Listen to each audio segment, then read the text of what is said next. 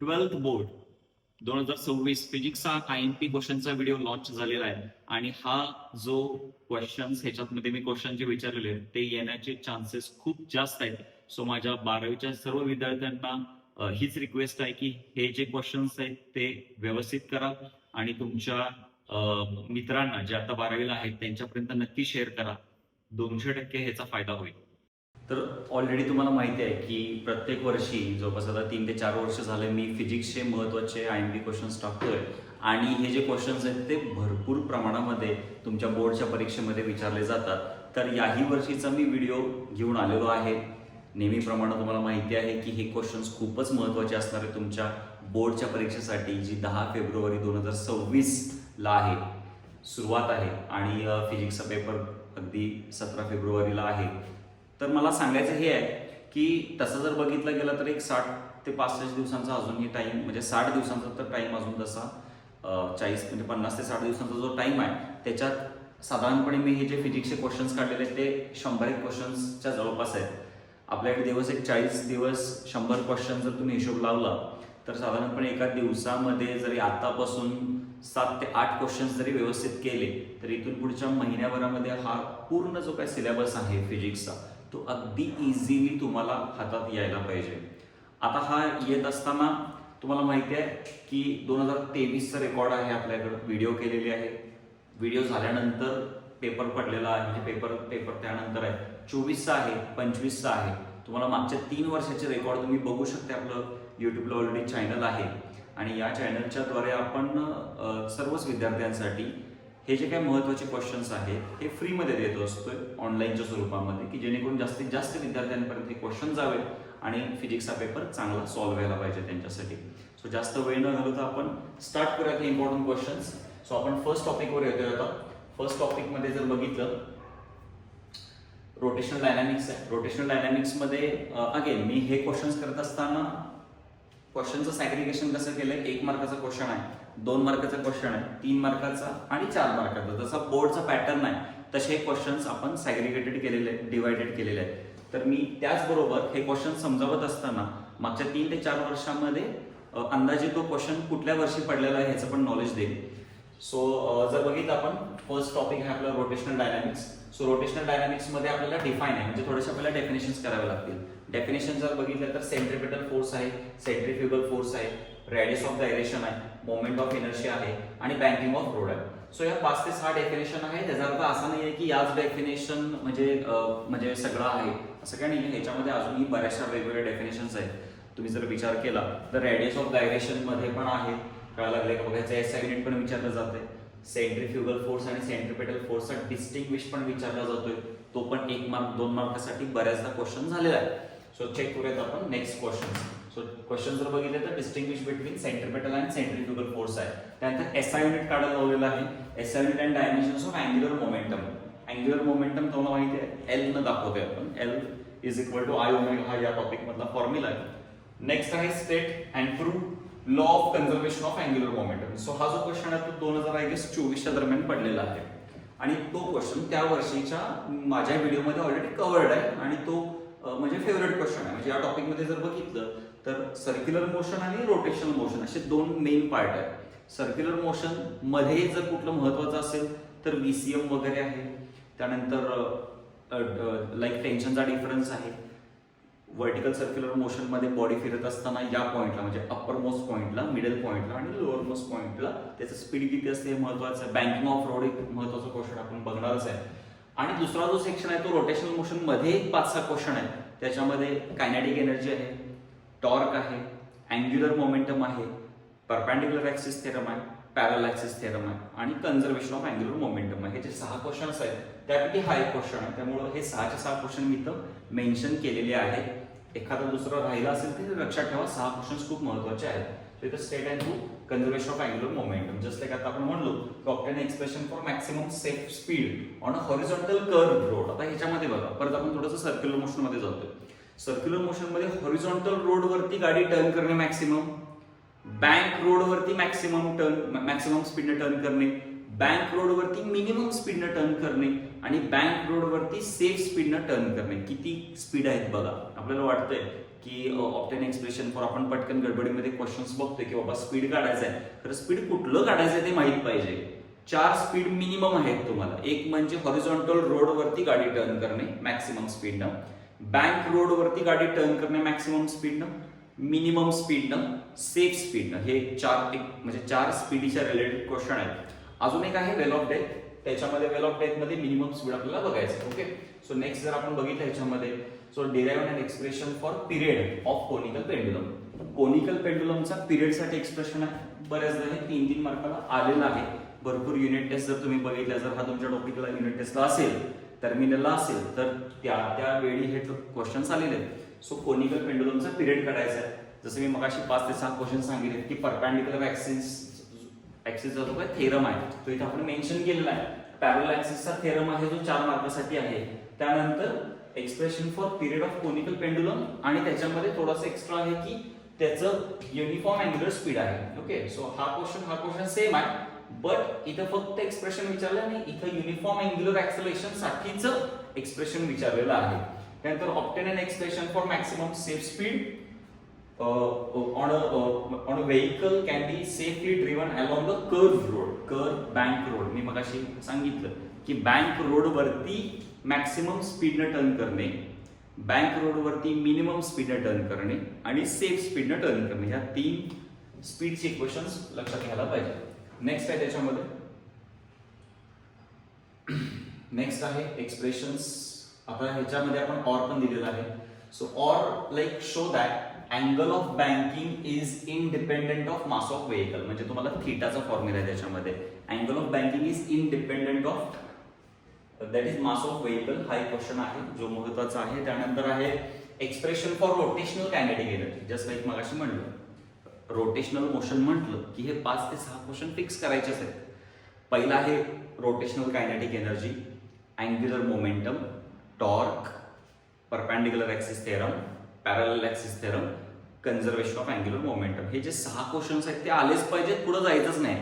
जर तुम्हाला असं वाटत असेल की हे क्वेश्चन्स किती महत्वाचे आहेत किंवा काय, तुम्हाला मागच्या वर्षीचे व्हिडिओ आपण ऑलरेडी सांगितलेला आहे, त्याच्यात तुम्ही चेक करू शकता. त्यानंतर रोलिंग मोशन हा एक थोडासा लास्टचा पार्ट आहे. बरेच म्हणण्यापेक्षा 1, 2 ते 3 वर्ष झाले रोलिंग मोशन मधलं काही पडलेलं नाहीये, पण खूप महत्वाचं आहे रोलिंग मोशन. त्याच्यामध्ये 2 आहेत questions, expression for kinetic energy आणि expression for B and T, म्हणजे वेलॉसिटी, ऍक्सेलरेशन आणि टाइमसाठी इक्वेशन आहे त्याच्यामध्ये. आणि हा जो क्वेश्चन होता तो अगदी लेटेस्ट मध्ये पडलेला आहे 25च्या दरम्यान. वेलॉसिटी, स्पीड काढायचं आहे आणि त्याच्यामध्ये 3 आहेत, म्हणजे टॉपला, मिडवेला आणि बॉटमला स्पीड काढायचं आहे. आता आपला टॉपिक चालू होतोय सेकंड. टॉपिकचं नाव आहे मेकॅनिकल प्रॉपर्टीज ऑफ फ्लुइड्स नाव आहे. त्याच्यामध्ये परत आपण डिफाईन हा सेक्शन केलेला आहे. डिफाईन मध्ये जर तुम्ही बघितलं तर स्पियर ऑफ इन्फ्लुएन्स ह्याच्यात भरपूर, ऑब्विसली हा टॉपिक थेरीज आहे, त्यामुळे थेरीज असल्यामुळे याच्यामध्ये जास्त करून डेफिनेशन आपल्याला थोडंसं जास्त करावं लागेल. सो इथं बघितलं तर स्पियर ऑफ इन्फ्लुएन्स आहे, अँगल ऑफ कॉन्टॅक्ट आहे, सरफेस टेन्शन आहे, सरफेस एनर्जी आहे, कॅपिलॅरिटी आहे, विस्कोसिटी आहे, coefficient of viscosity, velocity gradient आणि स्टोक्स लॉ. आता हा एक लॉ आहे, बट तुम्ही जर बघितलं विज डिस्प्लेसमेंट लॉ वगैरे ते पुढच्या टॉपिक्स मध्ये पण महत्वाचे आहे. सो इथं जर चेक केलं तर हे डेफिनेशनचं आपल्याला सेक्शन झालेलं आहे. Assignment and dimensions of surface tension हा बऱ्याचदा क्वेश्चन झालेला आहे. म्हणजे 1 मार्कासाठी विचारलं जातं की सरफेस टेन्शनचं डायमेन्शन सांगा, त्याचं काहीतरी म्हणजे युनिट सांगा, सीजीएस युनिट सांगा. त्यानंतर गिव्ह 2 ऍप्लिकेशन्स ऑफ कॅपिलॅरिटी. थोडासा वेगळा क्वेश्चन आहे पण महत्वाचा आहे. ओके, सो नेक्स्ट आपण बघितलं, so derive relation between surface tension and surface energy. हा लेटेस्ट 2024-25 ला अगदी 2 वर्षांमध्ये भरपूर वेळा क्वेश्चन हा झालेला. नंतर draw a neat diagram for rise and fall of liquid. हा मला असं वाटतं की या वर्षीसाठीचा फेवरेट क्वेश्चन आहे या टॉपिक मधला. असं जर तुम्हाला सांगायचं झालं की या वर्षीसाठी जास्त कुठला महत्वाचा आहे, तर मी नक्की कॅपिलरी ट्यूबवाला क्वेश्चन यावेळी सिलेक्ट करतोय आणि अँगल ऑफ कॉन्टॅक्ट वाला त्याच्याच खालचा, explain Y angle of contact is acute for kerosene. म्हणजे हा, किंवा आपण म्हणूयात की अँगल ऑफ कॉन्टॅक्टचा पॉइंट आणि कॅपिलरीचा पॉइंट या वर्षीसाठी जास्त महत्वाचा आहे या टॉपिक मधला. बिकॉज तुम्ही चेक करा की हा टॉपिक आहे म्हणजे मिनिमम 5 मार्काला टॉपिक होतोय. सो 3 मार्काचा क्वेश्चन, म्हणजे ऑब्व्हियसली थेअरी जास्त असल्यामुळे 2 मार्क 3 मार्कचे क्वेश्चन या टॉपिक मध्ये जास्त पडू शकतात. त्यापैकी अँगल ऑफ कॉन्टॅक्ट हा चांगला क्वेश्चन आहे. कॅपिलॅरिटी किंवा कॅपिलरी ट्यूब किंवा capillary action, rise and fall, अतिशय चांगला क्वेश्चन आहे. त्यामुळे मी असं म्हणू शकतो की 2026 साठी हे 2 क्वेश्चन पहिला करायला टॉपिक मध्ये. जसं मी मगाशी पहिल्या टॉपिक मधलं सांगितलं की रोटेशनल मोशनचे 3-4 क्वेश्चन फिक्स करायचे मॅक्सिमम मिनिमम वाले. रोटेशनल मोशन मध्ये म्हणजे रोटेशनल डायनामिक्स मध्ये सर्क्युलर मोशन मध्ये ते करायचे, रोटेशनल मोशन मध्ये ते 5-6 इक्वेशन्स करायचे. तसंच या टॉपिक मध्ये पहिला काय करायचं असेल तर अँगल ऑफ कॉन्टॅक्ट करावं लागेल, कॅपिलरी ऍक्शन आणि त्याचं सगळं करावं लागेल, राईज अँड फॉल बद्दल. त्यानंतर आहे that is distinguish between streamline flow and turbulent flow. हा नेक्स्ट क्वेश्चन आहे. डिस्टिंग्विश बिटवीन स्ट्रीमलाईन फ्लो आणि टर्ब्युलंट फ्लो. तुम्हाला माहिती आहे की डिस्टिंग्विश जर बघितलं तर बऱ्याचदा तुम्हाला हे पेपरमध्ये मागच्या 3 ते 4 वर्षाच्या पेपरमध्ये जर तुम्ही बघितलं तर एक ना एक तरी डिस्टिंग्विश असतोच, जो डिफरन्स म्हणून येतात. पण डिफरन्स हा विचारलाच जातोय. त्याच्या आधीच्या 2 ते 3 क्वेश्चन म्हणजे वर्षाच्या पेपरमध्ये सेंट्रिपेटल सेंट्रिफ्युगलचा विचारला, कधी कधी व्होल्टमीटर अॅमीटरचा जास्त महत्वाचा, ते आपण पुढे पण बघणार आहे. तसाच या टॉपिक मधला सगळ्यात जास्त महत्वाचा कुठला डिस्टिंग्विश असेल तर तो स्ट्रीमलाईन फ्लो आणि टर्ब्युलंट फ्लो आहे. ओके. त्यानंतर परत 4 मार्काची किंवा 3 मार्काची क्वेश्चन आपण म्हणूयात. सो इथं बघूया तर derive expression for Laplace law of spherical membrane for a drop bubble. तुम्हाला आठवतंय का? ह्याचा फॉर्म्युला झालेला आहे, फक्त वेगळं नाव आहे त्याचं. PI minus PO is equal to 2t upon R आणि PI minus PO is equal to 4t upon R. Okay. जर ड्रॉप असेल, लिक्विडचा ड्रॉप असेल तर एक्सेस प्रेशर म्हणून झालेला आहे. एक्सेस प्रेशरलाच काय म्हणलं जातंय? लॅपलास लॉ म्हणलं जातं. हे बऱ्याच मुलांना माहितच नाहीये, कन्फ्युज होता स्टुडंट याच्यामध्ये. लॅपलास लॉ आणि हे आणि कधी झालंय असं म्हणतात. ऍक्च्युली एक्सेस प्रेशर म्हणजेच लॅपलास लॉ वाला क्वेश्चन आहे. जे आन्सर तुम्ही एक्सेस प्रेशरला लिहिणार लिक्विड ड्रॉप साठी किंवा बबल साठी, तेच आन्सर कोणाला लिहायचं? तुम्हाला लॅपलास लॉला लिहायचं आहे. ओके. देन आपण जर बघितलं नेक्स्ट, मी मगाशी सांगितलेलं ऑलरेडी, हा क्वेश्चन महत्वाचा आहे. Obtain an expression for rise or fall of liquid level inside the capillary tube. Capillary tube मध्ये लिक्विडची लेवल वर खाली होण्याचं रिझन काय किंवा कशी होते तो आहे. नेक्स्ट आपला टॉपिक चालू होते कायनेटिक थेअरी ऑफ गॅसेस. पुन्हा एकदा आपण यातले डेफिनेशन जर बघितले तर कोएफिशियंट ऑफ ऍब्सॉर्प्शन. हा आता ह्याच्यामध्ये जर बघितलं थोडंफार न बघता मी तुम्हाला काय सांगू शकते कुठले कुठले जास्त महत्वाचे क्वेश्चन आहे, न बघता सांगते बिकॉज ते जास्त ऍक्च्युली महत्वाचे आहेत या वर्षासाठी. त्याच्यामध्ये सगळ्यात जास्त महत्वाचा कुठला असेल तर हे सगळे क्वेश्चन्स आहेत. Coefficient of absorption, reflection, transmission. त्यानंतर A plus R plus T is equal to 1 वाला ते रिलेशन आठवतंय का बघा. फेरीज ब्लॅक बॉडी इम्पॉर्टंट होतं. मागच्या वर्षी मी सांगितलेलं आहे बाबा सीपी मायनस सी म्हणजे मेयर्स रिलेशन येणार आहे आणि ते आलेलं आहे 4 मार्कासाठी क्वेश्चन 2025 मध्ये. सो तुम्ही चेक केला तर हा पण टॉपिक तसा कायनेटिक थेअरी ऑफ गॅसेस नावातच आहे की बाबा हे थेअरी आहे, मग विचारलं तर जाणारच. ठीक आहे. सो इथे चेक करूया. सो डेफिनेशन बघा. Coefficient of absorption, coefficient of reflection आहे, कोएफिशियंट ऑफ ट्रान्समिशन आहे, परफेक्टली ब्लॅक बॉडी. हा पण जास्त महत्वाचा क्वेश्चन आहे. तर तुम्हाला माहिती आहे परफेक्टली ब्लॅक बॉडी म्हणजे अशी बॉडी की जी काय करते, मॅक्सिमम एनर्जी काय करते, ऍब्सॉर्ब करते.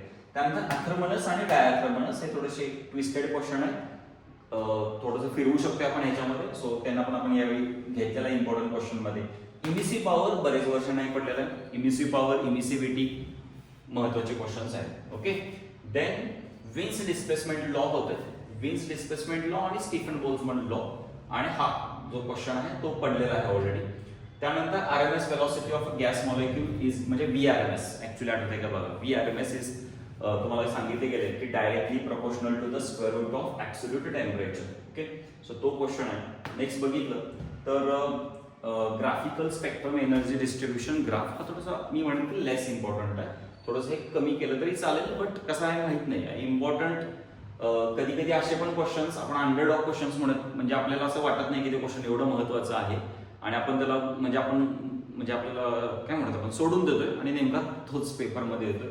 त्यापैकी त्या टाईपचा हे दोन्ही पण क्वेश्चन आहेत. म्हणजे किर्चॉफ्स लॉ पण तसाच आहे आणि हा ग्राफिकल स्पेक्ट्रम डिस्ट्रीब्युशन पण तसाच आहे.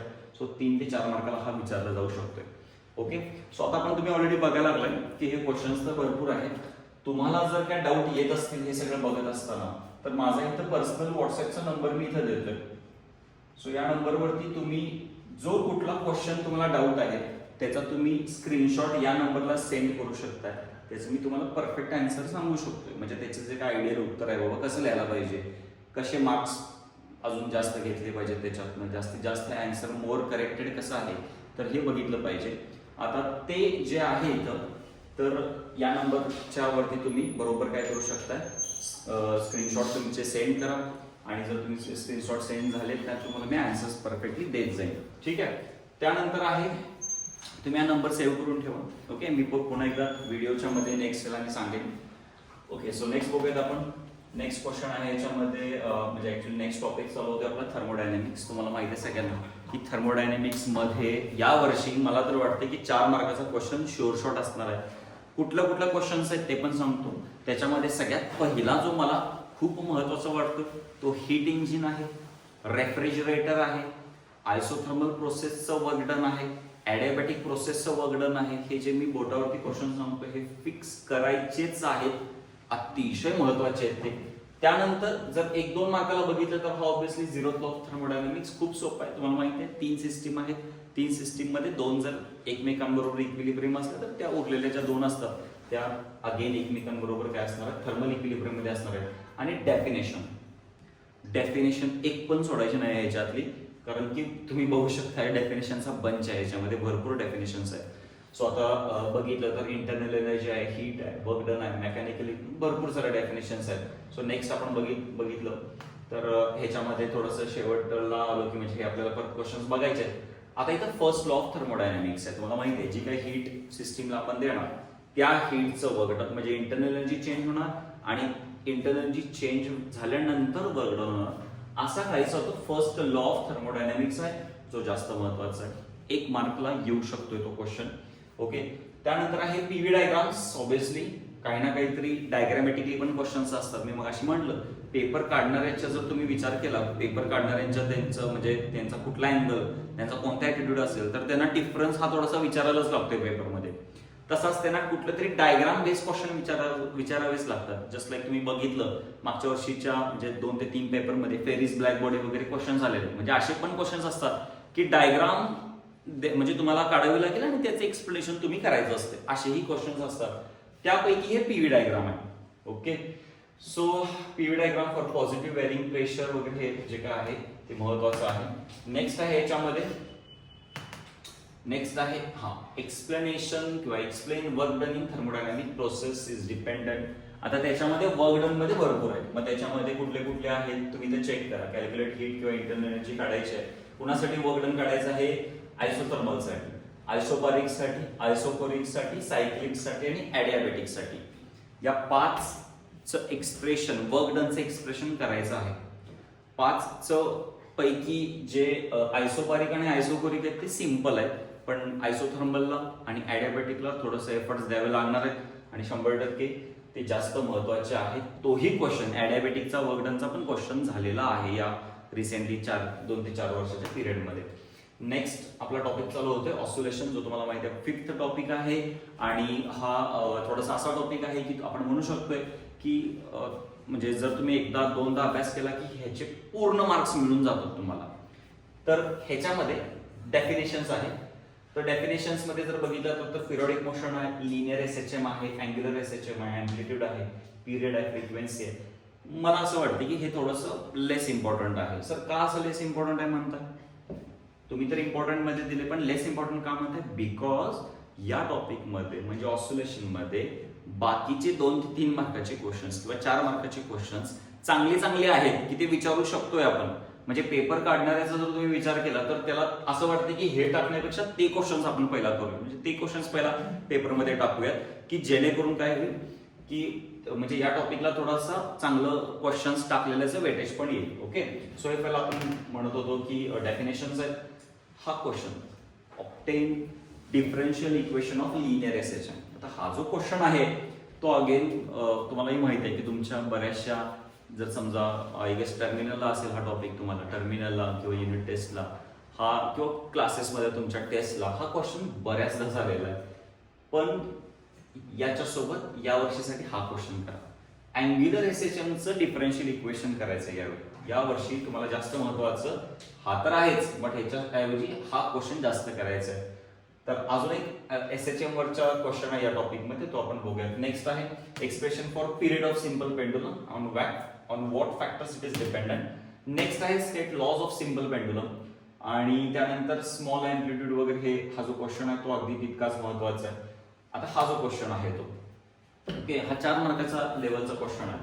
सो याच्यामध्ये तुम्हाला पोटेन्शियल एनर्जी काढायचं आहे पर एखाद्या पार्टिकलसाठी, जे particle simple harmonic motion present करायला लागले आणि ज्याची पोटेन्शियल एनर्जी जर तुम्ही बघितली तर त्याचं पोटेन्शियल एनर्जी काढताना starting from mean position, extreme position या 2 पोझिशन पासूनच आपल्याला पोटेन्शियल एनर्जी काढायचं आहे. ओके, नेक्स्ट तुम्हाला माहिती आहे की ऑलरेडी हा क्वेश्चन भरपूर इम्पॉर्टंट आहे.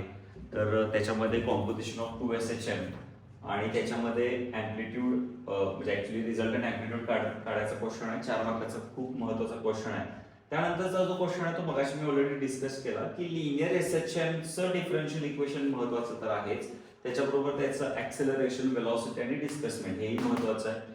त्यानंतर नेक्स्ट आपण जर बघितले तर नेक्स्ट आपला टॉपिक येतो superposition. Actually superposition of waves हा टॉपिक आहे.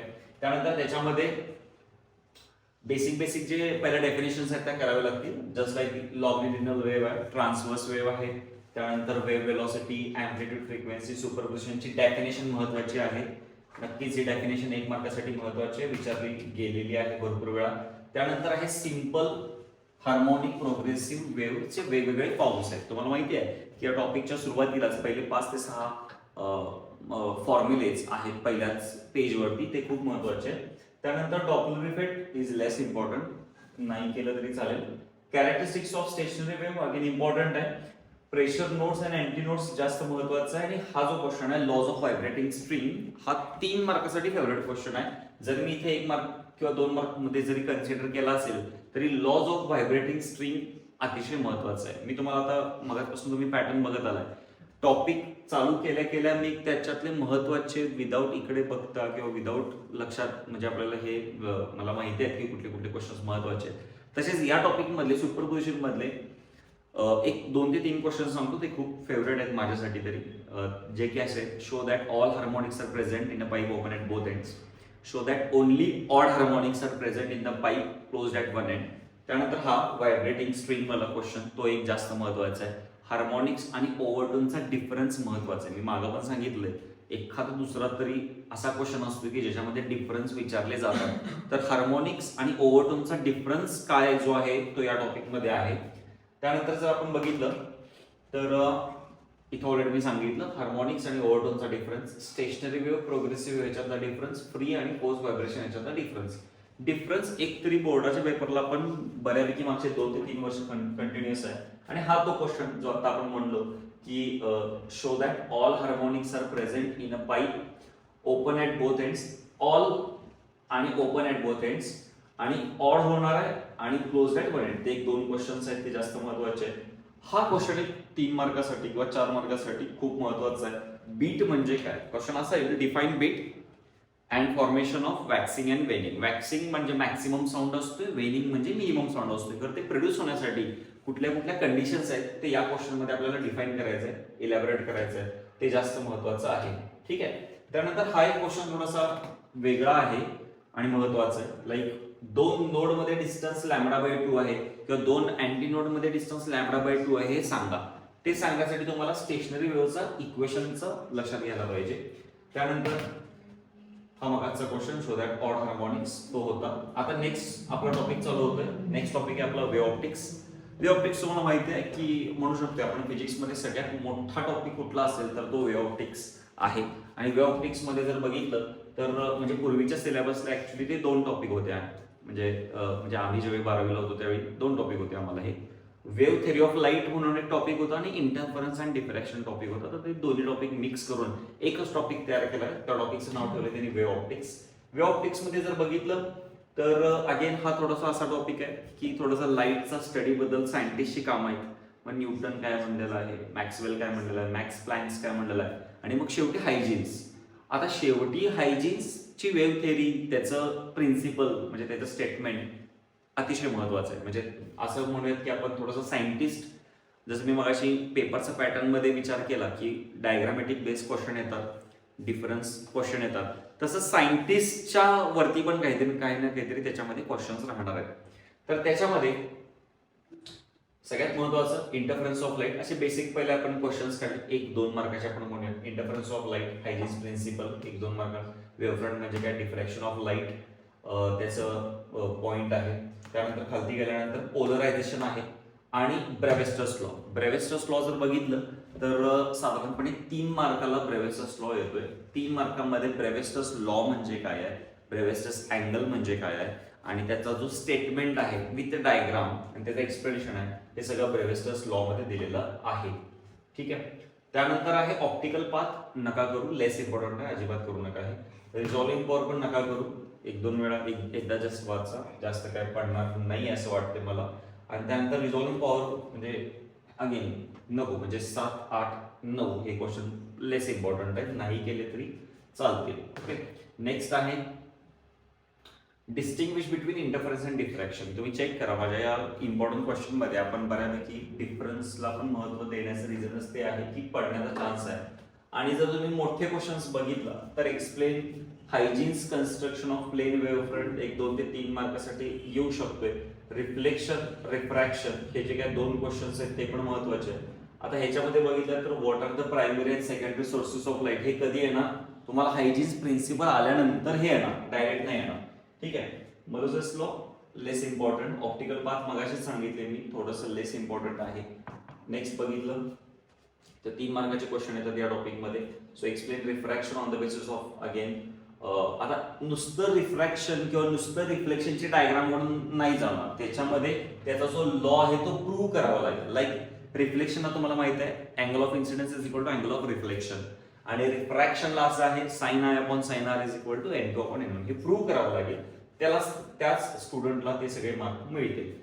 त्यानंतर हायजीन्स वेव्ह थिअरीनुसार आपल्याला हे प्रूव्ह करावं लागेल की लाईटचं स्पीड रेअर मध्ये जास्त आहे आणि डेन्सर मध्ये कमी आहे. ऍक्च्युली तुम्हाला हे आठवत असेल की सायंटिस्टच्या वर्कमध्ये हायजीन्सच्या थेअरीमध्ये हायजीन्सनं असं सांगितलेलं की रेअर मधलं स्पीड हे लाईटचं जास्त असणार आहे, डेन्सर मधलं कमी असणार आहे. सो त्या पॉईंटवरती क्वेश्चन थोडासा वेगळा आहे, पण बघा ऑलरेडी ब्रेव्हेस्टर्स लॉ मागच्या डेफिनेशन्स मध्ये पण झालेला आहे आणि हा 3 मार्काचा क्वेश्चन ऑलरेडी बोर्डला पडलेला आहे क्वेश्चन.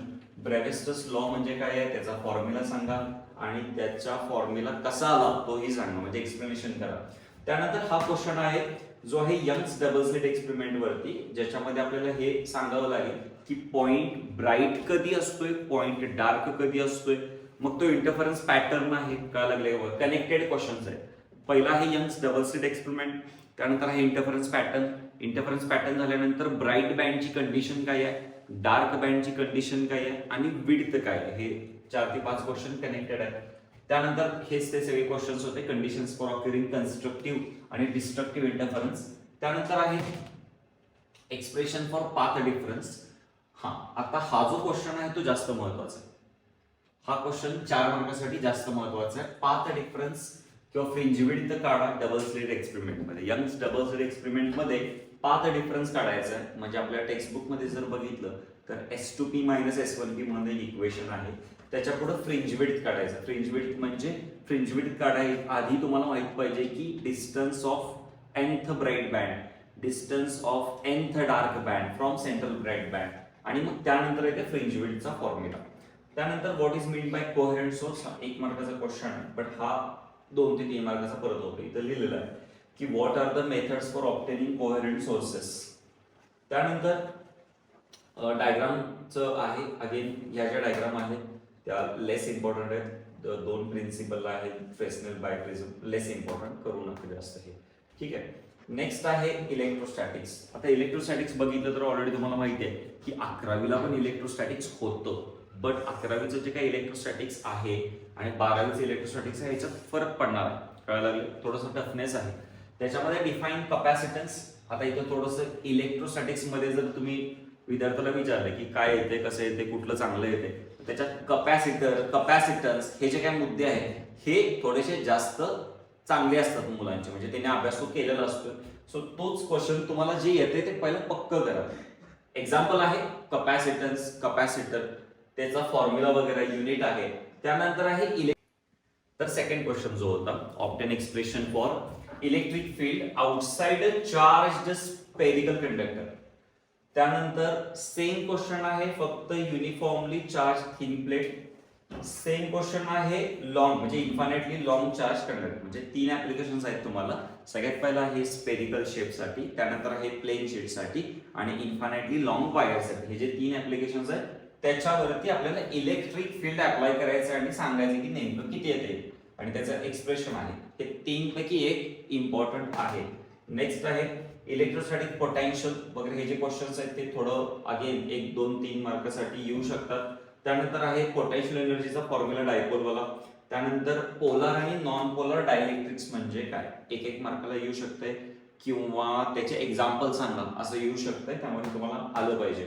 त्यानंतर expression for equivalent capacitance, capacitance connected in series आणि पॅरलल. हे अगदी सोपं आहे. मला वाटतं की म्हणजे केलं तर बरं आहे, म्हणजे येणार आहे तुम्हाला हे पटकन सॉल्व्ह केल्यानंतर पटकन सोपं आहे, येऊन जाते. नेक्स्ट आहे potential energy for 2 point charges, थोडंसं लेस इम्पॉर्टंट. हे अतिशय इम्पॉर्टंट आहे, खूपच आहे हा क्वेश्चन. पॅरलल प्लेट कॅपॅसिटरचं विदाउट डायलेक्ट्रिक कॅपॅसिटन्स काढा, अतिशय महत्वाचं आहे. त्यानंतर expression for potential due to point charge, less important.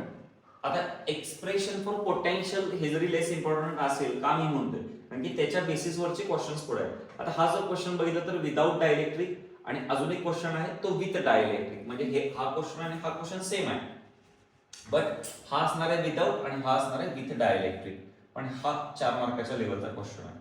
त्यानंतर एनर्जी काढा, दॅट इज आपल्याला कॅपॅसिटरची एनर्जी काढण्यासाठी एक इक्वेशन आहे. त्यानंतर आहे इक्विपोटेन्शियल सरफेस, जो मगाशी आपण डिस्कस केला. त्यानंतर आहे डायपोल आणि 2 आयडेंटिकल पॉइंट चार्जेस. नेक्स्ट आहे construction and working of Van de Graaff generator, less important. ठीक आहे, नेक्स्ट घ्या. नेक्स्ट आहे करंट इलेक्ट्रिसिटी. करंट इलेक्ट्रिसिटी मध्ये पण अगेन तुम्हाला माहिती आहे, जस्ट लाईक मी प्रत्येक टॉपिक सुरुवात व्हायच्या आधीच मी त्यातले इम्पॉर्टंट मला जे वाटतात खूपच महत्वाचे, तर त्यापैकी करंट इलेक्ट्रिसिटीमध्ये जर तुम्ही सगळ्यात पहिला विचारला तर मूव्हिंग कॉइल गॅल्व्हॅनोमीटरचं कन्व्हर्जन ॲमीटर कसं करायचं, how will you convert moving coil galvanometer into ammeter. Then moving coil गॅल्व्हॅनोमीटरचं व्होल्ट मीटर करायचा, हा दुसरा क्वेश्चन खूप महत्वाचा आहे. व्होल्ट मीटर आणि ॲमीटरचा डिफरन्स महत्वाचा आहे. Wheatstone meter bridge, Kelvin's method आणि लाईक केव्हीएल अप्लाय करायचं आहे ह्याच्यामध्ये, ते अतिशय जास्त महत्वाचं आहे.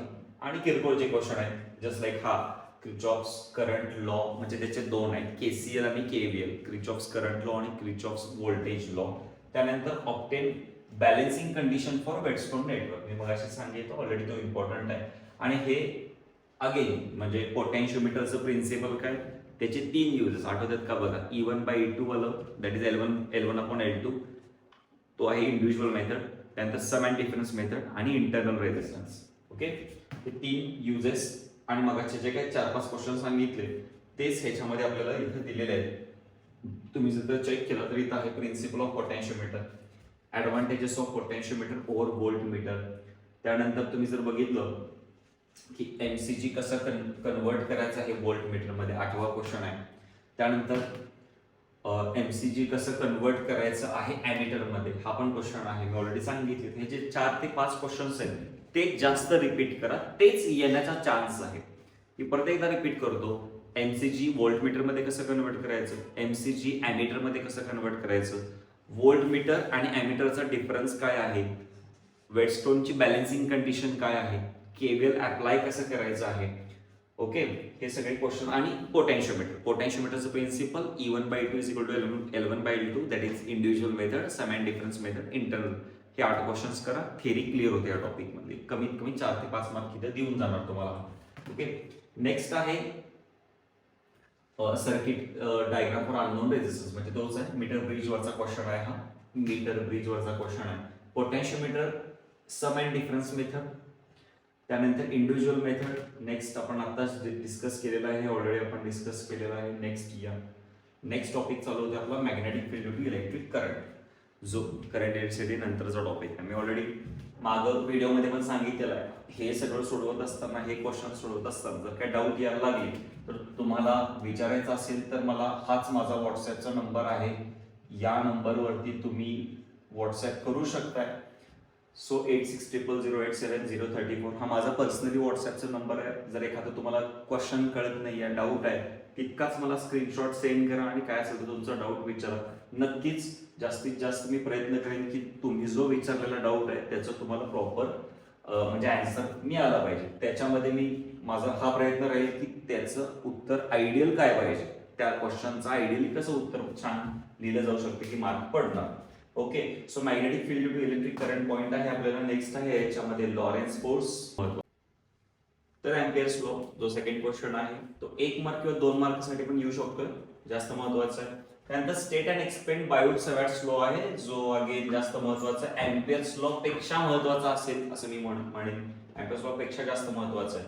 तर अगेन या टॉपिक मध्ये जर बघितलं तर हा थोडासा ट्विस्टेड टॉपिक आहे. मी असं म्हणत होतो की ह्याच्यामध्ये थेरी प्लस न्यूमेरिकल दोन्ही महत्वाचं आहे, पण तरी देखील त्यातल्या त्यात जर तुम्हाला पहिला काय जर करायचं असेल तर थोडंसं सोलेनॉइड वाला पॉइंट जास्त करा, टोरॉइड वाला पॉइंट जास्त करा आणि सर्क्युलर आर्क वाला पॉइंट जास्त करा. हे 3 पॉइंट जर जास्त करा.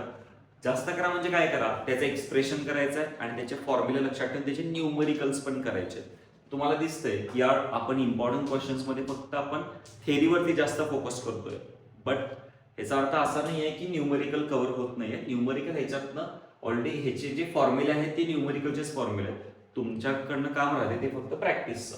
सो जस्ट लाईक इथं जर बघितलं तर सर्क्युलर आर्कचं मॅग्नेटिक फील्ड काढणे, टोरॉइडचं मॅग्नेटिक फील्ड काढणे आणि सोलेनॉइडचं मॅग्नेटिक फील्ड काढणे. ओके, सोलेनॉइडचं मॅग्नेटिक फील्ड काढणे हे इथं महत्वाचं आहे. त्यानंतर expression for magnetic induction near infinitely long current carrying conductor, तो एक जास्त महत्वाचा क्वेश्चन आहे. त्यानंतर सेन्सिटिव्हिटी ऑफ एमसीजी किंवा गॅल्व्हनोमीटर आपण म्हणूया. त्यानंतर आहे स्केचेस आहे थोडं. सायक्लोट्रॉन हा मी क्वेश्चन विसरू शकत नाही. सायक्लोट्रॉन हा जास्त महत्वाचा आहे. म्हणजे असं म्हणेन की सायक्लोट्रॉनचं डायग्राम, त्याचं वर्किंग, त्याचं फ्रिक्वेन्सी, बोर मॅग्नेटॉन म्हणून एक छोटासा थिअरीचा कन्सेप्ट आहे, तो करून जावा. म्हणजे तो पडलेला नाही आहे सायक्लोट्रॉन. आय गेस कोरोनामध्ये मला वाटते की तो कॅन्सलच्या सिलेबसमध्ये होता आणि त्यानंतर जास्त पडलेला नाहीये. So cyclotron is one of the best question from this topic. Next आहे, नेक्स्ट आपला टॉपिक होतोय मॅग्नेटिक मटेरियल. हा तुम्हाला माहिती आहे की हा सगळ्यात छोटा टॉपिक आहे आणि बऱ्यापैकी सगळ्यांचा आवडता पण असेल मे बी. तर त्याच्यामध्ये जर बघितलं तर मॅग्नेटायझेशन, थोड्याशा डेफिनेशन आहे. मॅग्नेटायझेशन म्हणजे काय, मॅग्नेटिक सस्केप्टिबिलिटी म्हणजे काय. ओके, त्यानंतर orbital magnetic dipole moment of revolving electron, त्याचा फॉर्म्युला आहे EV/2. ते पण जास्त महत्वाचं आहे, ते करायला पाहिजे. नेक्स्ट आहे, यालाच फॉर्म मध्ये तो क्वेश्चन दिलेला आहे. आता नेक्स्ट क्वेश्चन आहे तो गायरोमेट्रिक रेशो आणि बोर मॅग्नेटॉन. हा दोन्हीकडे पण म्हणजे तुम्ही जर बघितलं त्याचा फॉर्म्युला आहे तो करावा लागेल. जस्ट लाईक तुम्हाला माहिती आहे की प्रत्येक टॉपिक आल्यानंतर आपण पहिला डिस्कस करतोय कुठलं जास्त महत्वाचं आहे. तर या टॉपिक मध्ये बघितलं तर डाय para ferro, diamagnetic, paramagnetic, फेरोमॅग्नेटिकचा difference करायचा. आता डिफरन्स केल्यामुळे काय होतंय, त्या डिफरन्स म्हणजे ते कुठल्याही त्याच्यातले 2 विचारले ते पण येतात, प्रत्येक नोट विचारली तरी पण ती येते. हे पहिला करायचं आहे. 2 नंबर आहे फेरोमॅग्नेटिक डोमेन थेरी. 3 नंबर आहे यावर ज्यासाठी 200% येण्याचा जास्त चान्स आहे हिस्टेरेसिस लूप. हिस्टेरेसिस लूप बद्दल एक्सप्लेनेशन द्या, 3 किंवा 4 मार्कासाठी येऊ शकतो क्वेश्चन. आणि त्यानंतर आहे हा मागाचा जो झाला तो 2-2 मार्काचा म्हणजे definitions, magnetic susceptibility, magnetic intensity म्हणजे काय आहे, त्यानंतर मॅग्नेटायझेशन म्हणजे काय आहे, त्यानंतर जर तुम्ही बघितलं तर क्युरी टेम्परेचर म्हणजे काय आहे. असे जे काही किरकोळ 2-2 मार्काचे क्वेश्चन्स आहेत ते व्यवस्थित करायचे. ओके, सो हेच आहे. नेक्स्ट आहे नोट ऑन पॅरामॅग्नेटिझम, डायमॅग्नेटिझम, फेरोमॅग्नेटिझम आणि domain theory. Curie temperature, susceptibility हे आता जस्ट आपण डिस्कस केलं. ओके, नेक्स्ट पॉइंट आपला नेक्स्ट टॉपिक येतोय दॅट इज इलेक्ट्रोमॅग्नेटिक इंडक्शन. तुम्हाला कळतंय की मॅग्नेटच्या रिलेटेड जर बघितला तर magnetic field to electric current हा पहिला टॉपिक आहे. त्यानंतर मॅग्नेटिक मटेरियल हा दुसरा आहे आणि हा पण मॅग्नेट आणि इलेक्ट्रिक दोन्हीच्या रिलेटेड आहे. हा topic again one of the थोडासा मोठा टॉपिक आहे, जस्ट लाईक वेव्ह ऑप्टिक्स. त्यामुळे महत्वाचं आहे, वेळ लागतो या टॉपिकला अभ्यास करायला, पण सोपे पॉइंट आहे त्याच्यामध्ये. नेक्स्ट आहे याच्यामध्ये लेन्स लॉ. एडी करंट एकदा दोनदा वाचल्यानंतर पण पटकन समजून जाते. डायरेक्शन सांगते. इंड्युस्ड करंटची सर्क्युलेटिंग करंटलाच आपण एडी करंट म्हणतो. असे किरकोळ त्याच्यातले जे काही छोटे छोटे लक्षात ठेवण्याचे जे ट्रिकी नोट्स आहेत, पॉइंट्स आहेत, तेवढे जास्त लक्षात ठेवा. फॅरेडेचे 2 लॉज आहेत. 2 मार्काचा क्वेश्चन असतो सेक्शन बी मध्ये, विसरू नका. सो 2 मार्काचा क्वेश्चन, फॅरेडेचे पण 2 लॉ, हे कुठेतरी कनेक्टेड होतं, मग तो करून जायचा क्वेश्चन. त्यानंतर सेल्फ इंडक्शन म्हणजे एक्सप्लेन करा आणि कोएफिशियंट ऑफ सेल्फ इंडक्टन्स म्हणजे सांगा. जसं सेल्फ इंडक्शन महत्वाचं आहे तसं म्युच्युअल इंडक्टन्स म्हणजे म्युच्युअल इंडक्शन महत्वाचं आहे. कोएफिशियंट ऑफ म्युच्युअल इंडक्टन्स महत्वाचं आहे. त्यानंतर स्टेप अप आणि स्टेप डाऊन ट्रान्सफॉर्मर जर बघितलं तर 4 मार्काचा क्वेश्चन आहे हा. ट्रान्सफॉर्मरचं एव्हरीथिंग लाईक त्याचं प्रिन्सिपल काय आहे, त्याची डायग्राम आहे, त्याचं वर्किंग आहे. त्याच्यामध्ये 2 टाईप आहेत, स्टेप अप ट्रान्सफॉर्मर आणि स्टेप डाऊन ट्रान्सफॉर्मर. अगेन हा डिफरन्स म्हणून पण तुम्ही करू शकता. Expression for energy stored in magnetic field, again हा थोडासा 1/2 LI² वगैरे हा फॉर्म्युला महत्वाचा त्याच्यातला. एक्सप्रेशन फॉर EMF इंड्युस्ड, आणि तुम्ही जर नेक्स्ट बघितलं तर EMF generated like E = BLV असा एक त्याचा फॉर्म्युला आहे. नेक्स्ट बघूयात आपण. नेक्स्ट आहे याच्यामध्ये obtain expression for EMF induce in a coil rotating in a uniform magnetic field, plot EMF आणि जो टाइमचा आहे तो ग्राफ आहे. एकदा दोनदा वाचायचा तो पॉइंट. आणि हा जो क्वेश्चन मी आता म्हणत होतो की ट्रान्सफॉर्मरचं सगळंच सांगा, त्याचं वर्किंग सांगा, त्याचं कन्स्ट्रक्शन सांगा, त्याचे expression for like EMF current ratio in number of turns, म्हणजे त्याला एक प्रॉपर नाव आहे. त्याला नाव आहे टर्न रेशो किंवा ट्रान्सफॉर्मर रेशो म्हणून आहे. तो जास्त महत्वाचा आहे. Next AC circuits. तर AC सर्किट्स तुम्हाला आता अगेन मी मागच्या वर्षीच्या व्हिडिओमध्ये पण सांगितलेलं होतं आणि याही वर्षीच्या सांगते बिकॉज ते तेवढं महत्वाचं आहे. आणि तुम्हाला जर पटत नसेल तर तुम्ही मागचे व्हिडिओ माझे बघा, त्याचे पण व्ह्यूज वाढवा, काही प्रॉब्लेम नाही. तर त्याच्यामध्ये AC सर्किटमध्ये एकूण 8 क्वेश्चन करायचे तुम्हाला. 8 पैकी पहिला आहे AC applied to pure resistor, AC applied to pure capacitor, AC applied to pure inductor आणि AC अप्लाय करायचं आहे तिन्हीला म्हणजे RLC ला एकत्र. हे 4 झाले. पॉवर काढायचे आहे रेजिस्टर असताना, पॉवर काढायचे आहे कॅपॅसिटर असताना, पॉवर काढायचे आहे इंडक्टर असताना आणि पॉवर काढायचे आहे तिन्ही दॅट इज RLC असताना. हे 8 क्वेश्चन. हे सोडून इम्पेडन्स म्हणजे काय, चोको कॉईल आणि Q व्हॅल्यू फॅक्टर झालं. हे सोडून काही करू नका या टॉपिकचं. एव्हरीथिंग सगळं ब्लर आहे याच्यासमोर.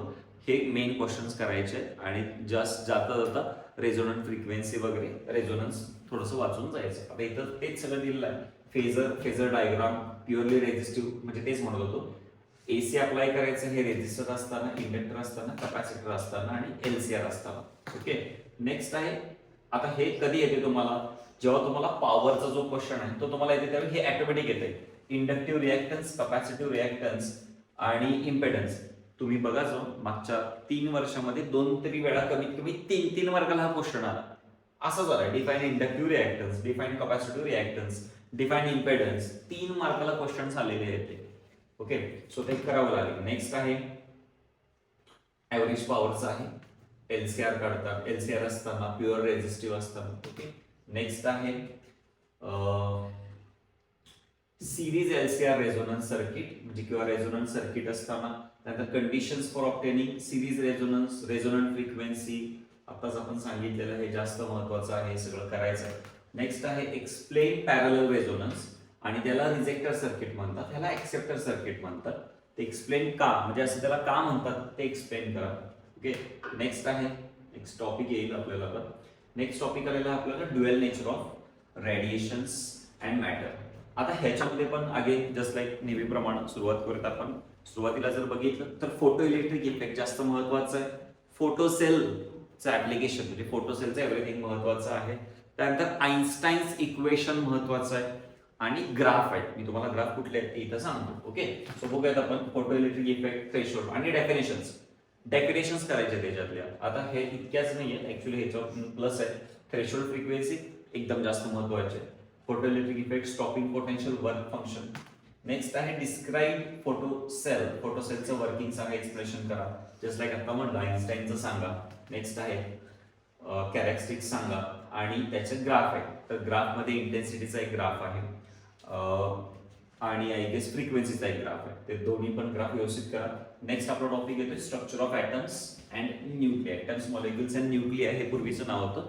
आताचं नाव आहे त्याचं structure of atoms and nuclear. त्याच्यामध्ये डेफिनेशन्स आहेत ionisation energy, excitation energy, binding energy, isotope, isobars. आता ह्याचंही एक्सप्रेशन करताना सायंटिस्टची कामं करायची पहिला ऍटम्स मॉलिक्युल्स मध्ये. त्याच्यामध्ये पहिला डाल्टन्स आहे, थॉम्सन्स आहे, म्हणजे लाईक रुदरफोर्ड आहे, जर्जर मार्सडन आहे आणि शेवटला आहे तो नील बोर. ऑब्व्हियसली नील बोरचा 3 मार्काचा फेवरेट क्वेश्चन आहे सगळ्यांना माहिती आहे. अभ्यास ऑलरेडी तुम्ही केलेला आहे, युनिट टेस्टला बऱ्याचदा, क्लासेसच्या टेस्टमध्ये बऱ्याचदा क्वेश्चन झालेला आहे. बोरचे 3 पॉस्युलेट्स, 3 मार्काचा असतो ना, सो बोरचे 3 पॉस्युलेट्स. नंतर बघितलं आपण तर radio activity, half life radio active, हे पण अगेन थोडंसं रिसेंटच्या पेपर्समध्ये थोडंसं विचारण्याचं प्रमाण त्यांचंही वाढलेलं आहे. आता ते सोडून काय जर महत्वाचं असेल तर एकूण 3 ते 4 एक्सप्रेशन महत्वाचे. मग त्याच्यामध्ये रेडियसचे एक्सप्रेशन आहे, वेलॉसिटीचे एक्सप्रेशन आहे, एनर्जीचे एक्सप्रेशन आहे. हे 3 तर अजिबात चुकायचे नाही. ओके, नेक्स्ट आहे याच्यामध्ये बघितलं तर Bohr's atomic number, expression for radius आताच म्हटलेलं आहे. त्यानंतर न्यूक्लिअर फिशन, एनर्जीचे एक्सप्रेशन, म्हणजे 2-3 एक्सप्रेशन पैकी रेडियस, एनर्जी, बोरचे पॉस्युलेट्स महत्वाचं आहे. ओके, नेक्स्ट जे आहे ह्याच्यामध्ये तो थोडासा वरती आपण पार्ट घेऊया. हा, तर ह्याच्यामध्ये ना अजून थोडं वर इथं आहे हा पॉइंट की बोर्सच्या पॉस्युलेट प्रमाण म्हणजे एनर्जीच्या प्रमाण राइडबर्ग कॉन्स्टंट, म्हणजे याच्यामध्ये 5 सिरीज आहेत. हायड्रोजन ऍटमच्या स्पेक्ट्रमच्या 5 सिरीज आहेत. Lyman series, Balmer series, Paschen series, Brackett series आणि पीफर्ड सिरीज. तर या 5 सिरीज वरती मोठा क्वेश्चनची अपेक्षा करा त्याच्यात येणार. जर ते नाही आलं तर त्याच्यावरती न्यूमरिकल तर येणार. मी पुन्हा एकदा सांगतो, Lyman series, Balmer series, Paschen series, Brackett series आणि पीफर्ड सिरीजचं एक्सप्रेशन सगळं एव्हरीथिंग त्याचं सगळं करायचंय तुम्हाला. नेक्स्ट आपला टॉपिक, लास्ट टॉपिक होतोय आपला चालू, जो आहे सेमीकंडक्टर. सेमीकंडक्टरमध्ये हे गेट्स व्यवस्थित करा पहिला. हे जे गेट्स आहेत तर या गेटमध्ये and, or, not, NAND, not, XOR आणि एक्स नॉर म्हणून पण आहे, ते पण व्यवस्थित करायचं आहे. नंतर युजेस आहेत photo diode, solar cell, LED, Zener diode. Zener diode थोडंसं जास्त महत्वाचं आहे, या टॉपिकमध्ये जास्त भेटायचे. नंतर ट्रान्झिस्टर, त्याचे टाइप्स, मग त्याच्यात 2 आहेत, एनपीएन आणि पीएनपी ट्रान्झिस्टर. त्यानंतर फुल वेव्ह रेक्टिफायर आणि हाफ वेव्ह रेक्टिफायर. हे जे 2 क्वेश्चन आहेत ते पहिला व्यवस्थित करायचे आहेत. फुल वेव्ह रेक्टिफायर आणि हाफ वेव्ह रेक्टिफायर पहिला ते करायचे आणि मग हे सगळं गेट वगैरे करायचे. ओके, त्यानंतर आहे transistor as an amplifier. So हे इथं जर बघितलं तर ट्रान्झिस्टर तर ऑलरेडी सांगितल्याप्रमाणे half wave rectifier, full wave rectifier, gates हे जास्त महत्वाचे क्वेश्चन्स आहेत. हे पहिला ते करायचं आहे. सो इथं तुमचा हा जो टॉपिक आहे तो टॉपिक प्लस सिलेबस मध्ये सगळे जे काही इम्पॉर्टंट क्वेश्चन्स आहेत ते संपलेले आहेत. जर तुम्ही मागच्या वर्षीची व्हिडिओ बघितलं तर साधारणपणे 45 मार्काची, 40-43 मार्काची थेरी आपल्या या व्हिडिओतनं येते. सो मला असं वाटतं की हा व्हिडिओ तुम्हाला नक्कीच आवडला असेल तर नक्की लाईक करा, कमेंट करा, ह्याच्यावरती तुमचं नक्की कमेंट्स सांगा आणि तुमच्या मित्रांना शेअर करा हा व्हिडिओ. आणि असाच आपल्या युट्यूब चॅनलला पण सपोर्ट करा. तुम्हाला डाऊट काय असतील ह्याच्याबद्दल तर ऑलरेडी मी नंबर पोस्ट केलेलाच आहे, तर त्याच्यावरती तुम्ही कॉन्टॅक्ट करू शकताय. आणि पुन्हा एकदा तुमच्या सर्व म्हणजे विद्यार्थ्यांसाठी मी येणाऱ्या तुमच्या परीक्षेला ऑल द बेस्ट. थँक्यू.